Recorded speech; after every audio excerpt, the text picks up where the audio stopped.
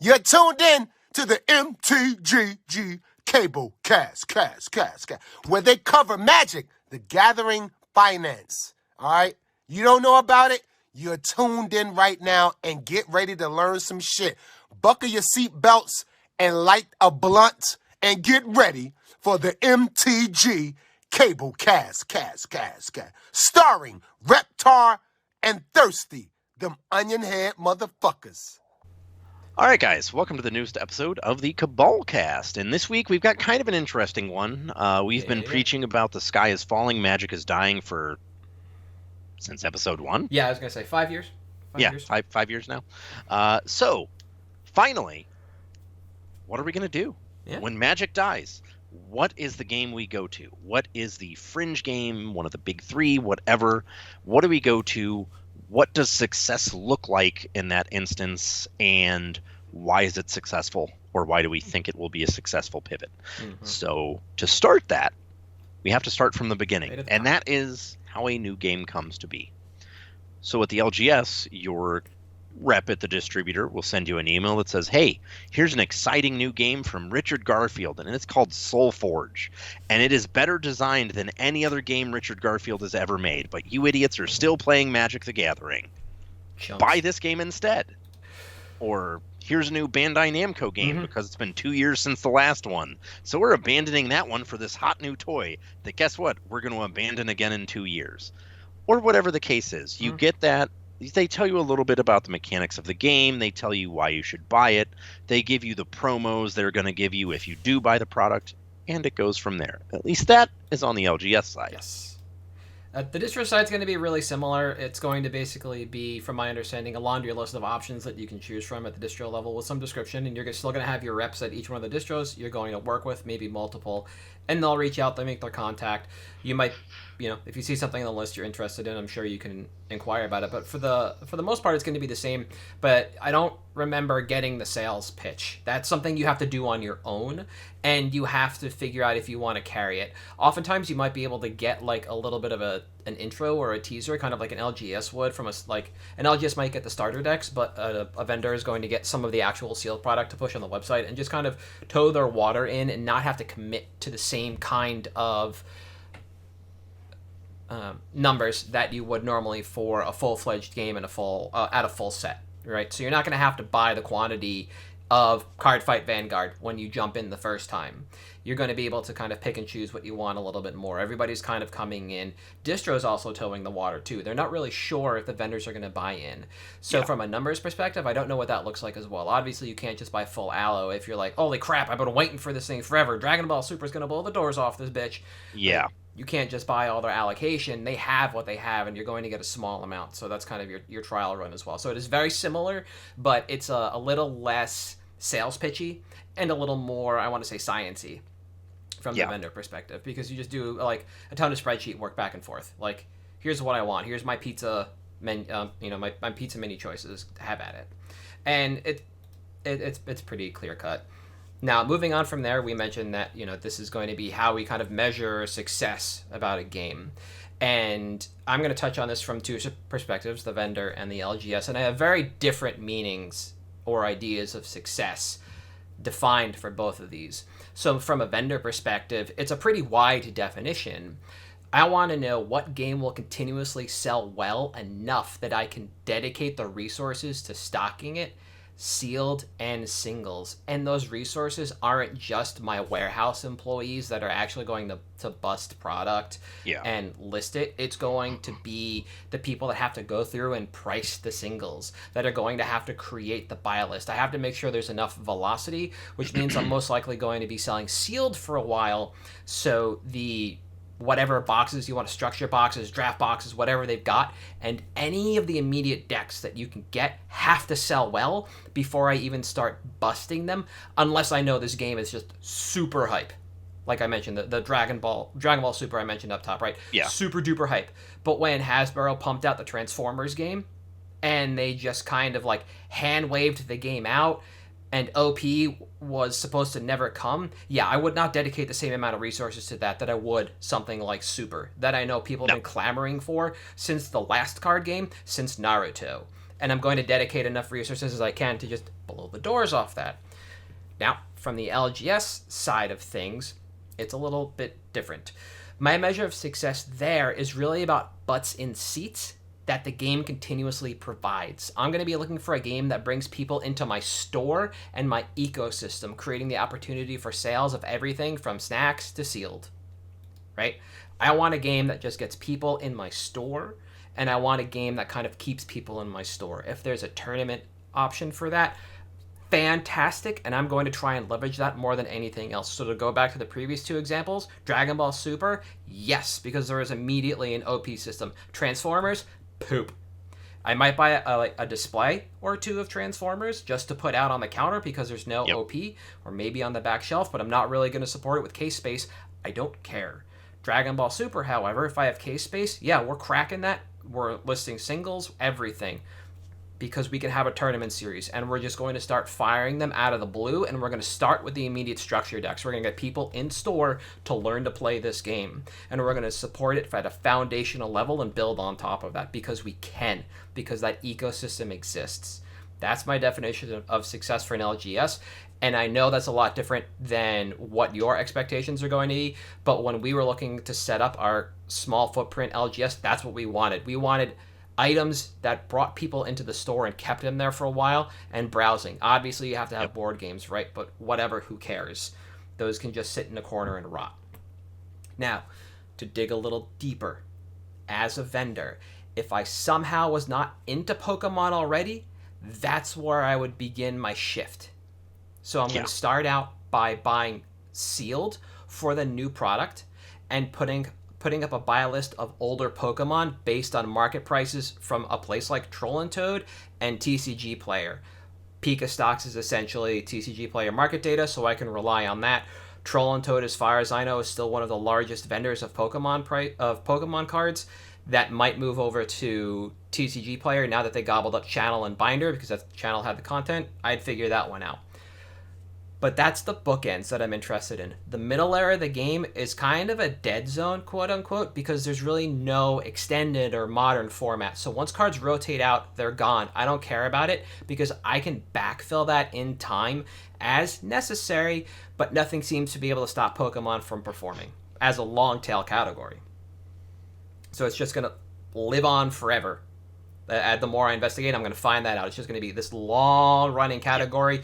I can support everything I need to. I can do my little U-curve of really supporting the old stuff, nothing in the middle besides some promos, and cut back up on the other end and support standard. And the more I dig in, I'm going to find out that it's not just nostalgia that powers this, but as we have seen over time, Nintendo is keen on targeting that which boosts all levels of the product. So that's everything. That's content creators, that's OP, and they're going to do this until a franchise ends. You can count on continuous support from the top level. That is super important to me at a vendor. A game that isn't really supported by the manufacturer, the manufacturer just keeps kind of kicking shit out the door, not terribly interested in. That's why I don't like LCGs, living card games. They're not really supported by the manufacturer. They just kind of fire hose you with content and expect you to glom on. Nintendo supports everything. The digital games, the physical games, content creators, even at their events, they split juniors and seniors. It's fantastic. Big fan. And I think that's one area will overlap when I get to my version of LGS as well. Yep. And to touch a little bit more on tournament play, it's huge. It's not an afterthought. Nintendo doesn't treat this, or the Pokemon company, I should say, I should have been saying all along, doesn't treat this with kid gloves. They're very serious about it. And it's thriving. There's finally enough push between the digital client and the physical client to get content creators writing articles, to get people streaming this stuff. It is blowing up, and that's where I would pivot. Now, as an LGS, I don't think I'd look at Pokemon from a butts and seats perspective, because that's very difficult. You can get like one night out of that, and it's going to be a lot of kids, and that's not a problem, but kids don't have a lot of money. No. So it's very difficult for me to support that U-shaped curve that I want, because there's a lot of money on the far end on the WotC era Pokemon. And a lot of the new cards come out wicked expensive, like Yu-Gi-Oh, because they're immediately 4 of staples, 2 of staples, whatever. Like VMAXs can be insane. It is very difficult to move that product from what I've seen at an LGS to a game that primarily caters to kids. Yeah. I instead, as an LGS, would finally be taking a hard look at Flesh and Blood as another quote-unquote tournament first game to carry. Now that we to appear to be out of the speculators are supporting this game, it's gonna rot on the vine phase of Fab, I'm looking to start to pull my locals and bringing in starter product alongside a small amount of sealed product. I don't know how well just the unlimited stuff sells now, and I'm fairly naive about what the product slate looks like, so I'd start there. I'd start with the newest sets and build backwards as I build my understanding of an LGS of that game. Is it a game like Yu-Gi-Oh where everything is just going to be legal forever? No, I don't think so. I think there might have been a rotation or one's coming up, but that's investigation that I'll do to cater to my players. Now, watching the game unfold and evolve, solving some of the problems that Magic has with stale metagames like the Living Legend system, and growing a robust tournament structure with coverage at large events like DreamHack really shows that I should be ready to test the waters on this game. There are enough eyes on this, there's enough coverage, there is just enough everything going on at the game. We're past the part where it seemed kind of like an ill-fitting game for a lot of players. And the reason I want a game that puts butts in seats again is to keep foot traffic high in the store, creating more sales opportunity across multiple verticals within the store and online. It keeps the store looking busy. It helps create buzz, and it makes it easier to market to a wider audience online that might share events and help bring in new players and customers. Word of mouth marketing is not only free, but also some of the most powerful marketing you can have. And barring that, having 2 players like you and I playing at the same store, I play Fab, you don't. I'm like, dude, you got to check this out. The store is great. Come down, check out this game. Yep. There's a game day style thing going on. That's going to be a lot more powerful than if you just walk by like a poster downtown or in a mall or something like that. You know, I'd like to think we're friends. I hung out with your cats. I think you'd try. If I was like, come on down, try this game. Absolutely. I think you would enjoy it. I think that gives it more weight. For sure. So that's what I'm looking at as a vendor and an LGS. And I think it's important too that like that word of mouth is, it doesn't necessarily need to be someone that you're friends with, right? Because when you see someone at an LGS playing a game, you already have something in common. You already know, 1, we probably both frequent this place. 2, we probably play the games here or one of the games. And you know what? It's not that hard to be like, hey, I know you played this game. You should check this one out. It's got some pretty cool features to it, and try to relate it back to that game. Yes. And that then spreads to, okay, well, I don't always go to this shop, but I showed up for this one. Now I'm going to go to my normal shop. And you know what I'm going to do? Hey, this other store, I had this game. I tried it out. It looks great. And it spreads a lot faster that way. So you're absolutely right that word of mouth is important. For me, I'm looking strictly from the LGS side. And to me, it's twofold. Okay. I'm looking for, as you said, a game that can keep asses in seats. And I am looking for 2, a game that pays my bills. Because Magic historically was very good at paying bills. Yes. Not so much anymore. That's why we had that lovely fireside chat today where Wizards of the Coast was literally the dog on fire, this is fine meme. Nothing is wrong with anything. Everything is perfect. They're not overprinting. It's all okay. Well, from that perspective, I actually have 2 games as well. Pokemon, as you touched on, is the other one, is one of them. And that's because, look, you know, those kids may not have much money, but you know what they don't care about? The economy. They'll still spend their $20 every single week coming in and buying packs. And this is where location is very important, because if you're not in an area with a lot of kids, you may not be able to pivot into Pokemon. May not be something you can do just because of your client profile. Important to know that. So what I would get into, backing on to the point of needing something that pays bills and keeps asses in seats, right now is actually One Piece. This game is just very good. It's It its own game. it's its own game. Oh, It has an IP with a bunch of content still coming out, yes. an absurdly loyal fan base to both the manga and the anime, and it has the perk of having waifus who are disproportionately sized, which of course sells and pays bills. It is also at this point, despite all of the boxes and everything that have been opened, still a TCG where, as of right now, you can crack a box as an LGS and make money, Huh. which doesn't happen very often, No. and that's because of the alt arts that are in the set, similar to Digimon. Gameplay is very good. IP again, lots of liquidity there, and most importantly, the crossover to general nerddom. Mm-hmm. Because of the people that are just fans of One Piece that may not know about this game, but they walk in your store because they want a board game or something. Mm-hmm. Oh, hey, I love the One Piece manga. I will never play this card game, but I'll buy some of the cards because I like the art. Yes. Because Yeah. it's still all done by the art team. And this The is One Piece art team? the One Piece art team. Yeah, Oh. it's all still same guys, everything, Okay.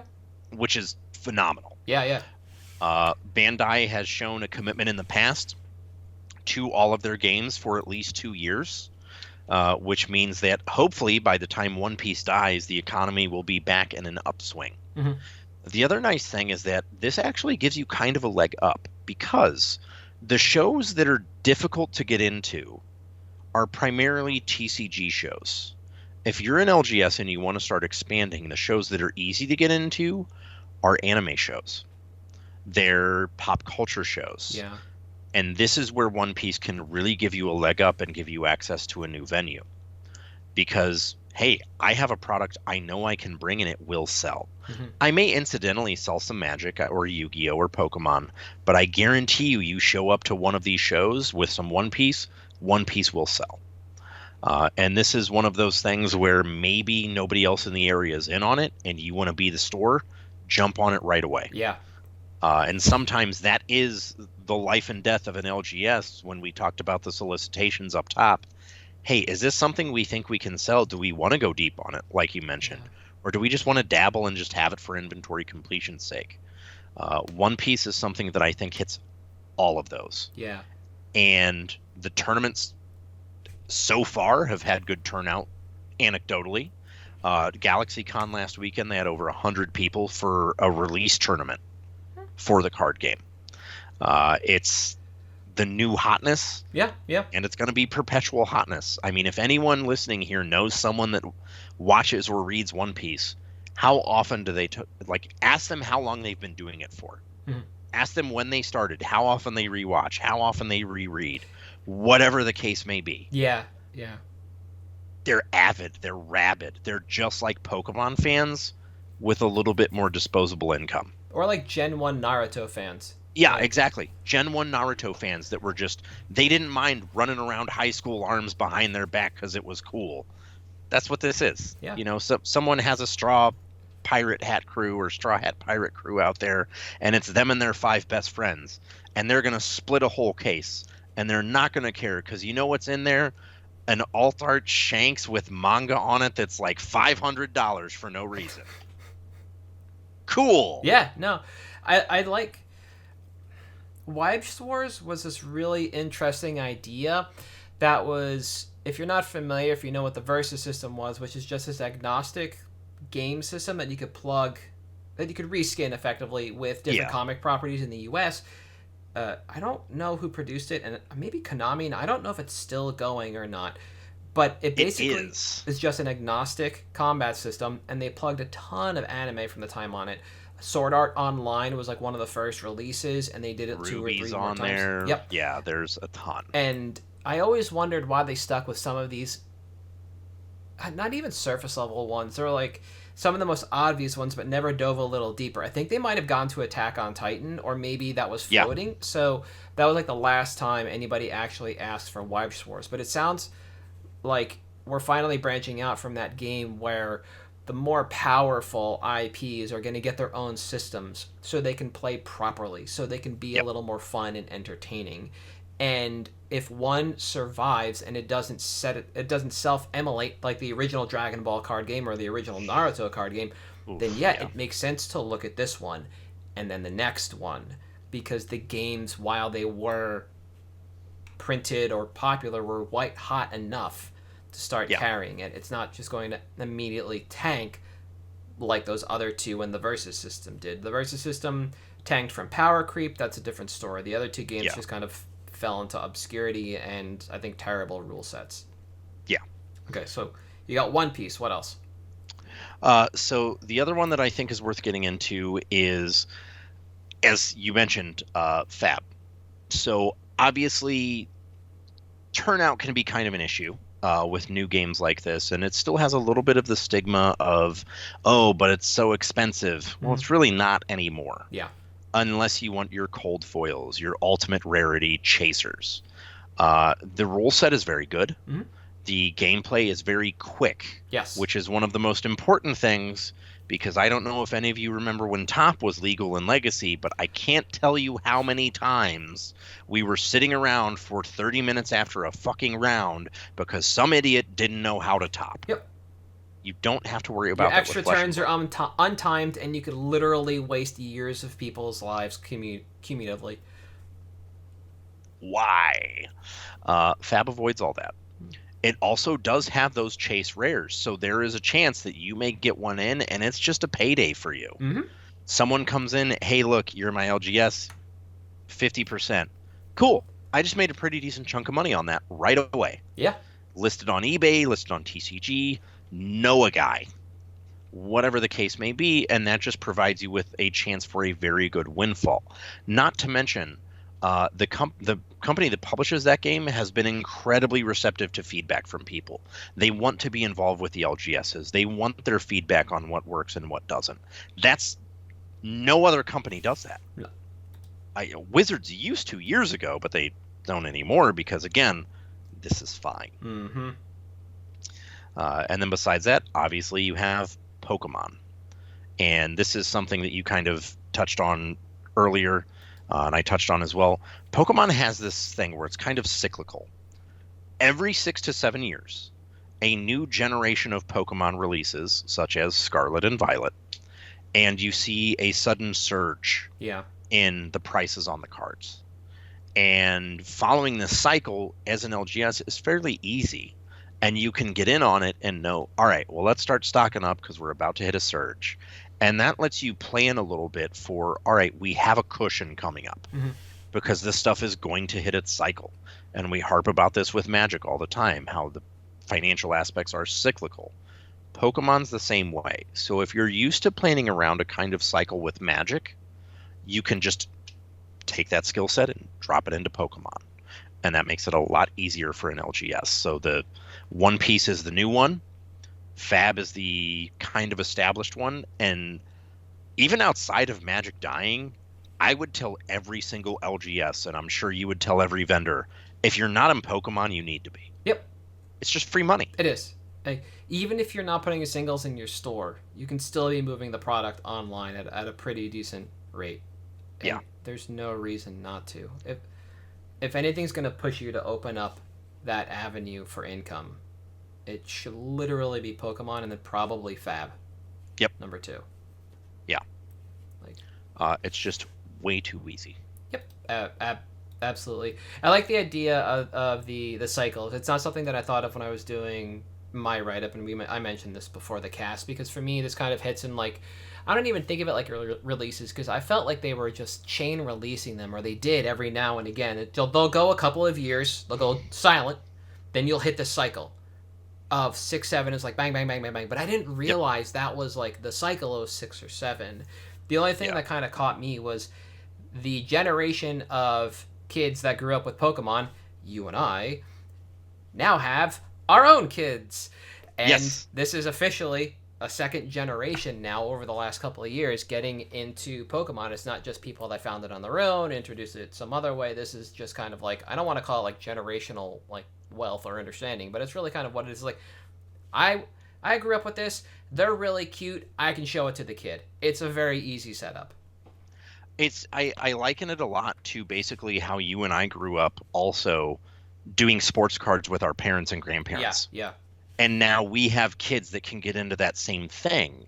It's nice because sports are basically every 15 to 20 years you'll see a boom. Mhm. We had the junk wax boom in the 80s and 90s. We just hit another boom, and we had the boom in the 60s with sports cards. Now, Pokemon's a little bit faster because sure, our kids are now at the age, where they're probably getting into us. They're in that 7, 8, 9 year old range where we got into it. Well, we were still into it when we were 16 and the next one came out. Mm-hmm. And we kind of revisited it a little bit when it came out again when we were in our mid 20s. Yes. So now there's this entirely new generation of people that are growing up with new Pokemon. Mm-hmm. And like you said, you kind of have, and it's not like a generational understanding, but it's certainly a generational audience. Yeah. Where, I mean, I bought Scarlet and Violet and I'm still playing them. I'm in my mid 30s. I don't care. Yeah. Those games are awesome. Yeah, the only reason I haven't bought a new one is because I don't have a Nintendo console capable of, but I had Gen 1, Gen 2, and then I took a break for a while. I got the remake of Gen 1, and then Diamond Pearl. That was like the last one I got, maybe one after that.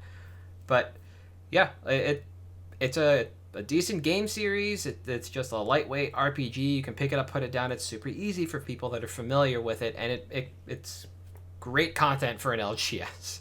Yeah, so absolutely phenomenal. Anything before I move on to picks? Let's hit it. Okay. I'm going to go first because I got some work to do for your pick. Yeah, that's fair. I got to drive and I want to get my shit done. Yeah. So for me, up top, I'm going with War Room. This is a card I've liked for a while from Commander, Legends, and Baldur's Gate, and it's just a pretty simple and easy card that I seem to have lost the stocks graph for, so I'm sorry, everybody. But basically, War Room is a land, so obviously it is easy as heck to implement in any one of your commander decks because it just makes colorless and it draws you a card. That's why we're here. So you look at stocks, and the Baldur's Gate is basically flat with an ever so slowly increasing line, and that's what we're going to try and move into right now, is that slow uptick. So War Room, just again, taps for colorless, then 3 tap, pay a life equal to the number of colors in your commander's color identity, draw a card. Now, I forgot about this because I'm a big dumb, and I was like, oh, for whatever reason, artifacts and Eldrazi have no color identity, so you can't use it, and I can't even tell you the logic train that I took to get to that one. But you're also looking at somebody who plays it in Toski, and you only need one brain cell to play Toski. If you gave me another one, I'd start a fire rubbing them together. So War Room in and of itself, it's a pretty low hanging fruit. CK was buying 44, they still are at 225. That's dropped to $2 right now. TCG Player is kind of interesting, and there were 70 listings with a $2.99 market price. There are now 64 listings at $3.01. But again, we'll cover why this is so low in a moment. And the other side of this, Commander Legends, is pretty well stocked on TCG Player, but not nearly as requested on CK. Again, this card's really interesting from the price perspective on both CK and TCG, and it's going to be a story. Now, when I put this on my list originally, CK, back in September, so we're only 3 months out, a whole quarter away, CK was buying 118 at $3.35, so they dropped quantity buying but upped price, and TCG had about 182 at like 283, I think is what this number is supposed to be. So pretty similar, but half the listings and like a 10-cent price increase. Now, this is played in a ridiculous number of decks. Across 1.8 million decks, because it's a land, it's played in 6% of them, which is roughly 110,000 decks overall. Now, that's a nice chunk, but I think it's low when you look at the top commanders on rec. And the reason for that is they're all 0, 1, 2, and 3 colors for the most part. You do get some 4 and 5s, but it is a little rare. Obviously, Atraxas up there, and Dragon, Morphon, but that's the minority, not majority. And again, rec is reporting people. These are self-selecting people. But if 110,000 people are telling you that War Room is a playable card, that's a pretty decent number to take into consideration. Now, as far as this is concerned across the format, there's really not much to say about how this card plays within the format, because you read it, and that's it. That's how it plays. It's color agnostic. It can Reading go a card helps explain the card. Exactly. And like of the total number of words they've been putting on cards recently, this probably has some of the least. So it's color agnostic. It can go in every commander deck, though there is an inflection point where Castle Lochthwain becomes a better card in decks that have black in its color identity, as like the number of colors in your commander go up. And it does exactly what it says it does at a reasonable cost. And for those interested in Castle Lochthwain, the tap ability also costs 3, so it is basically the exact same thing. It's just the amount of life you're going to lose is going to be different at that point. Now, we see War Room attached to commanders with, again, 0 through 3 distinct colors in their identity, and I believe that's the sweet spot. That's why there's not a lot of people reporting with 4 and 5 color generals, because at 4 and 5, there might not be time to activate this, as you have a number of boxes to check in order to get your game plan online. So it might just be too slow for that, or you might need more dedication to color, so you just can't play it. Along with being color agnostic, this is also theme agnostic and can be placed anywhere, and I can't find a reason to not be playing card draw on a land, regardless of whether your pod plays shorter or longer games. It is literally free real estate at that point. Yeah. Now, this is a question that we talk about all the time in our podcast Discord. How do you define foundational to the format? And is this card foundational to the format? Well, something that's foundational to the format would be able to be played across the entirety of the format, regardless of what you're doing. So, because this card, I believe, really favors decks that are 0 through 3 colors rather than 4 and 5, and decks whose game plans are a little simpler, I do not think this is foundational to the format or a color or a theme. There definitely are decks that cannot support the mono sync while they are getting the footing underneath them, and they play to really engage with the table, or they plan to really engage with the table in the mid to late game. So they can't really invest in this kind of card while they're getting set up. But any deck that wants to make sure they can have a mid to late game can look at this. And so that's kind of where a foundational element is short for this card. If you could really be playing it at all stages of the game in any color combination you want, and it would make sense, it would not harm your plan, it would help, that would make it foundational. But because you can't really do that, it's lacking in that regard. It could be a little too slow, it doesn't provide a color like Castle Lochthwain, it does not make it foundational to the format. So now, moving ahead, we're going to get to the interesting data points around price. Now, this is a bit confusing, as CK seems to have flipped their buy quantity from zeros on the Baldur's Gate to zeros on Commander Legends, despite being almost sold out of both, if their exposed quantity is to be believed, and they had under 10 of each of them. Currently, this is selling at approximately 800 copies across Legends and Baldur's Gate per month when looking at near mint only, 550 Baldur's Gate and 250 per month CMR respectively. There are now 64 total Baldur's Gate listings left across all conditions, and 295 total Commander Legends listings across all conditions. And if Velo stays steady, we'll see the CLB demand spill into CMR, putting pressure there. And once some of the quote-unquote anchors are removed, we'll see the price climb pretty steadily. At the moment, MTG Mint Direct is anchoring the Commander Legends price to $3.64 with 438 near mint copies, which won't meet current monthly demand if things were to shift immediately, but I doubt this is exactly what happens. No.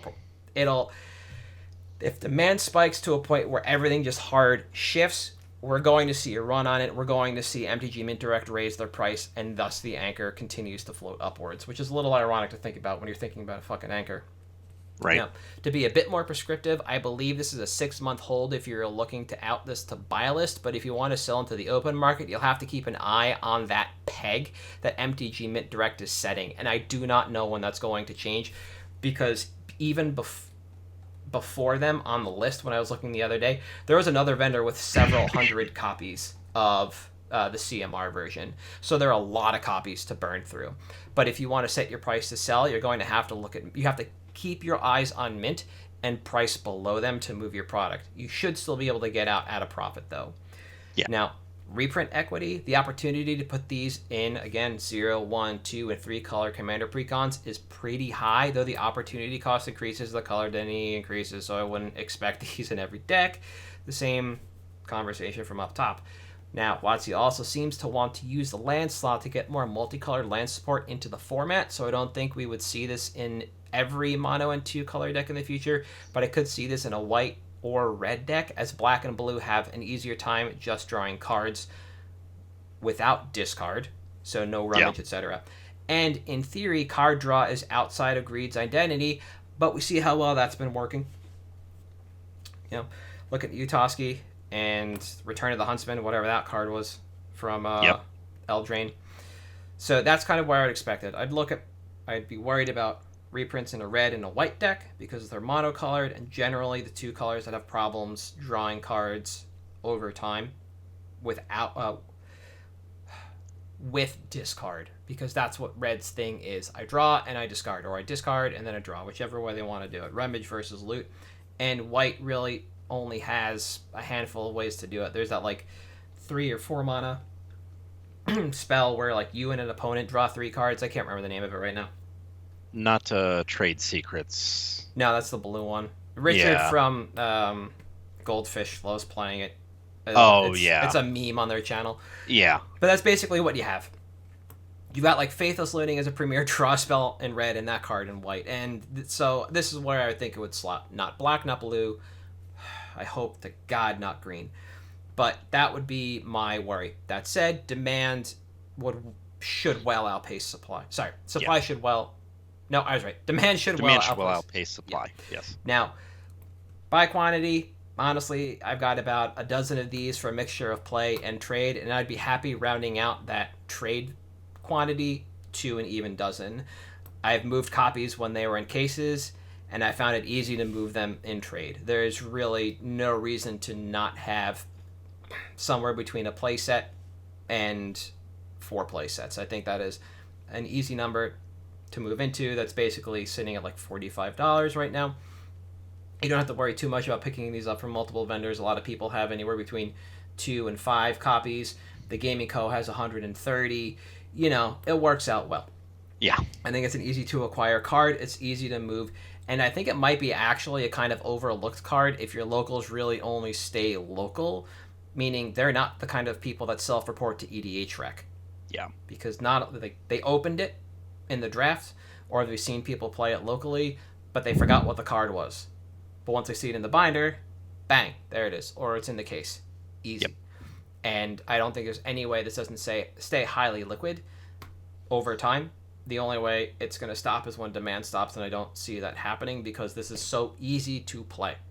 This isn't Soul Ring levels of playability, but it is very easy to play. I think it's really solid, and you touched on something I thought was really important, is the colors that it's most relevant to, is that being color agnostic, it does slide into the worst colors for draw. It gives you an option to just, hey, I got it all. I can draw cards now. I can pay 3 colorless and 1 life or 2 life or 3 life, whatever the case may be, and just draw a card. Yep. I think that's one of the reasons that this card is, like you said, it's not quite foundational, but it's foundational approximate. Yeah. Because it is so relevant, because sometimes you do just want an extra draw spell that may tap for life. And you know what?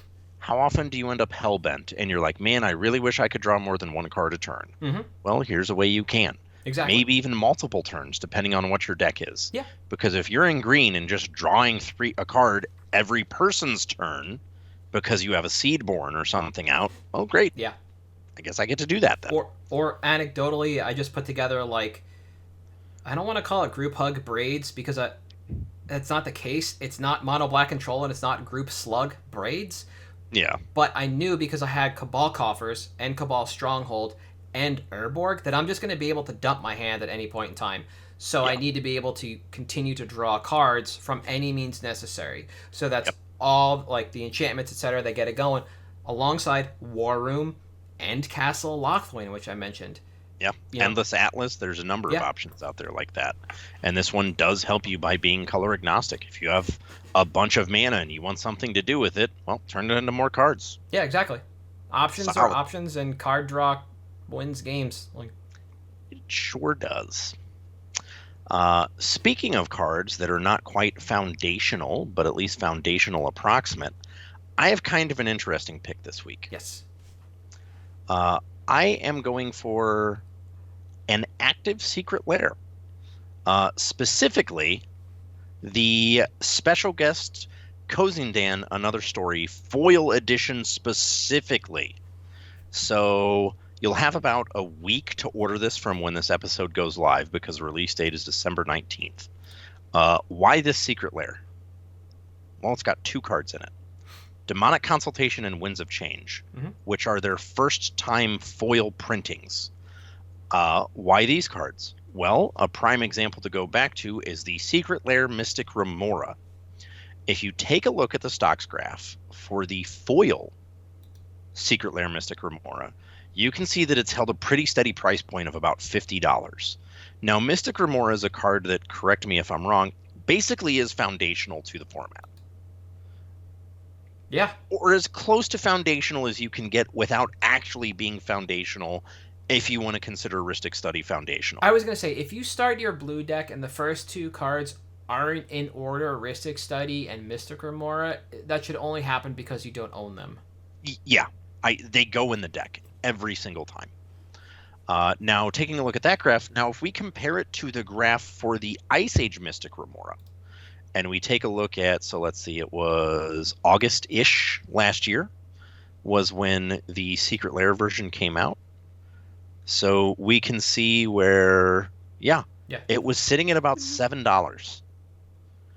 And then the Secret Lair drops. And the Secret Lair is like 8x the price for the foil, because it's the first foil printing.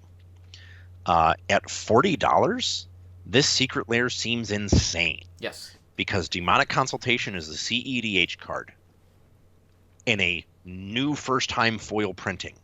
Well, TCG low right now is, let's see, $13 on that card. $13.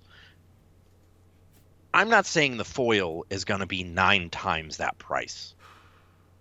But to say that the foil Demonic Consultation isn't going to be worth at least $40 seems kind of strange to me. I just don't think that happens. Okay, this is what I thought it was. I'm going to bring up consultations for people that have never seen this card, because it obviously is not reserve list. They're reprinting it. One of the interesting things I noticed when I just looked this card up on TCG Player has tips now for cards. When did that happen?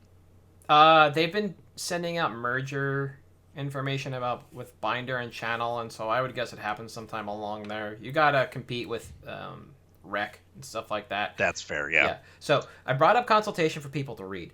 For those, I don't want to say who are uninitiated, this is, as you like to call it, one of the 2 card Monties with Thassa's Oracle. So you cast Thassa's Oracle, you put the trigger on the stack, you cast the Demonic Consultation, name a card that isn't in your deck. Whoops, there goes my library. Resolve. Thoracle wins, even if it's removed. So both Consultation and Oracle do have to resolve. Well, Thoracle's already resolved with the triggers resolving. Consultation has to then resolve, and then that's it.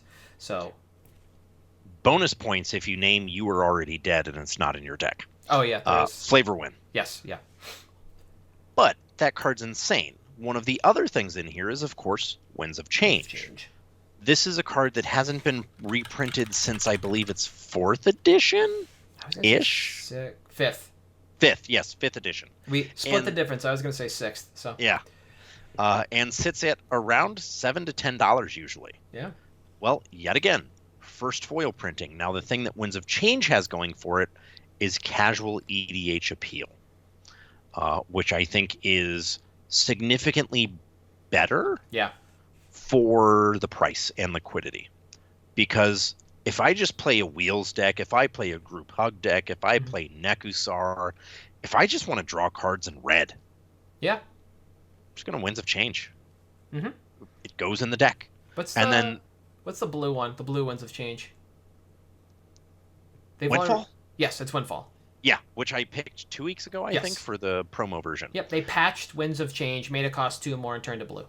Yeah, and turned it. Oh well, look, the better version is blue. Who knew? And then you have 3 other cards that are just absolute gas as well: Hybridization, Sarah Ascendant, and less so Llanowar Elves. But at $40, that Secret Lair seems a really good pickup. Yeah. I'm not saying max out your quantity at 10, but I think it's an easy opportunity to spend $40 and make your money back easily. In terms of timeline, obviously, who knows when this thing's going to ship? But hopefully soon. That's a good point. It's not the coin flip one, so you got that going for you. Hopefully it's sooner than later, exactly. Yeah. And the other thing is, do you want to park that much money for that amount of time?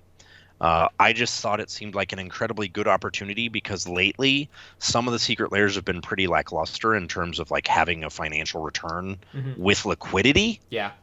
Because, I mean, the Phyrexian Secret Lair was a banger. Out of the park.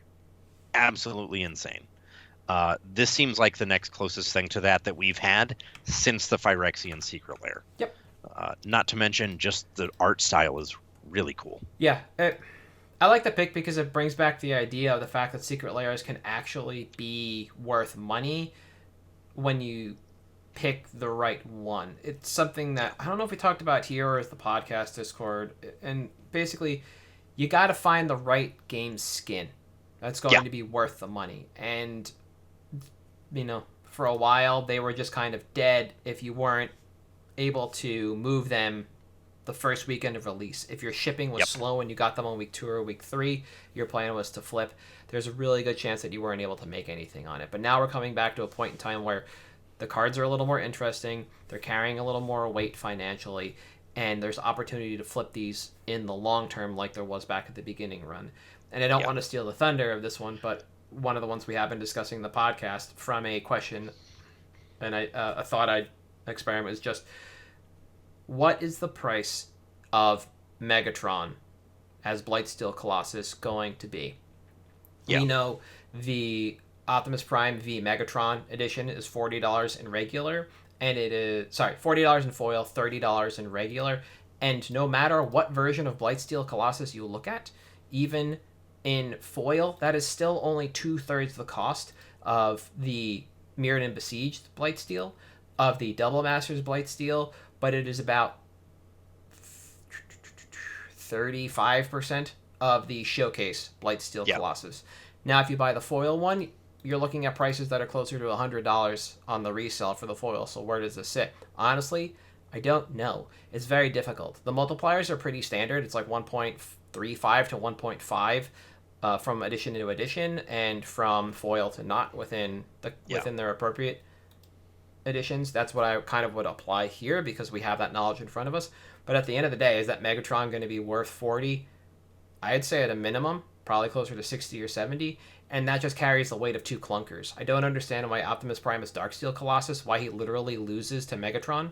He loses to Megatron always. Didn't Megatron kill him in the cartoon? In the movie. In the movie, yeah. With which we don't have Orson Welles in the Secret Lair, so I really don't want anything to do with it. That's fair. And then a whole doubling cube is the Allspark. Yeah. Like, cool, whatever. So those are kind of duds. Doubling Cube, I think, does have an actual price, but Darksteel Colossus does not. That card was immediately outclassed by Blightsteel. So the entire weight of the Secret Lair is going to be in Megatron. Doubling Cube is like $15-ish, but anecdotally, from conversations that I've seen around this, nobody actually knows anybody that plays Doubling Cube. It's like, friends don't let friends play Mesmeric Fiend. I don't know who plays Doubling Cube. I remember seeing it like in packs getting opened. Yeah. I've never seen it exist outside of opening a pack. There's definitely some goofy combos with it. I will say that. But at the end of the day, if doubling cube is going to be a crisp $10 bill out of this, let's just say that the floor falls off from underneath it, then that means the foil version now costs you $30 out of pocket, and Megatron, as Blightsteel Colossus, worth the standard amount of $60, puts you net $30 on the foil edition alone, and that's not even giving Megatron the standard 1/5 multiplier that we see, right? Yeah. So I think this round of Secret Layers, I think the one you're looking at probably has the best value financially of the bunch of these, because there are so many cards within that one that are worth money, but this is another one that's going to be out there, and I don't think it's worth a pick in the long run, but it is just worth the quick discussion that, hey, you can buy a Blightsteel Colossus for 2/3 the price of what... Yeah. In foil, for 2/3 the price of what a non-foil costs you, and get 2 extra cards. Yeah, it's pretty solid, it turns out. Yes, yeah, exactly. I mentioned, like, the thought experiment was, why is it going to cost so much? Or what's it going to cost what we think it's going to cost? And the answer is, like, some intersection of Gen 1 fans and Magic players are going to come together and, like, buy an amount of these that's going to make it worth some weird amount that I can't predict. And I wouldn't be surprised if it was, like, I don't want to say, like, an easy 100 to 150, but I wouldn't be surprised. Yeah, I'd say that. I wouldn't either. Especially because the art's kind of cool. It is actually really cool. Yeah, it's very Gen 1. Everything's very blocky, and we will never get Megatron as that damn laser gun, but a tank is close. It is close, but we can hope. Yes, exactly. So, unless you got anything else, I think we're going to call it quits for this recording. As always, we are at MtG Cabalcast on Twitter, Patreon, Facebook, and YouTube. If you want to reach us on Twitter while it still exists, I am at Halt, I am Reptar. You are... at Thirsty Sizzler. And we'll see you next week. Fucking One Piece shit. Fucking love that game.